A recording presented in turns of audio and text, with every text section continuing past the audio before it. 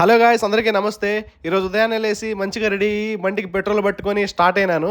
ఇంకా దారిలో హనుమంతుడు గుడి వస్తే హనుమంతుడు దండం పెట్టుకొని మంచి పాటలు పెట్టుకొని వెళ్తా ఉన్నాను. ఎక్కడికి వెళ్తాను అంటే రాహుకేతు పూజ చేయించుకోవాలని శ్రీకాళహస్తికి అయితే వచ్చాను. లోపలికైతే ఫోన్ అలో చేయరు, అందుకని ఫోన్ కౌంటర్లో పెట్టేసి వెళ్తాను. ఒక చిన్న అప్డేట్, ఇంతకుముందు ఫోన్లు లగేజ్లు ఇక్కడ పెట్టుకునేవాళ్ళు, ఇప్పుడు ఇక్కడికి మార్చారనమాట. టికెట్లు లోపల ఇచ్చేవాళ్ళు, ఇప్పుడు అన్ని టికెట్లు బయట ఇస్తున్నారు. సోమవారం దర్శనం ఒకటివి, ప్రసాదం ఒకటివి, అలాగే రాహుకేతు పూజవి అన్నీ బయట ఇస్తున్నారు.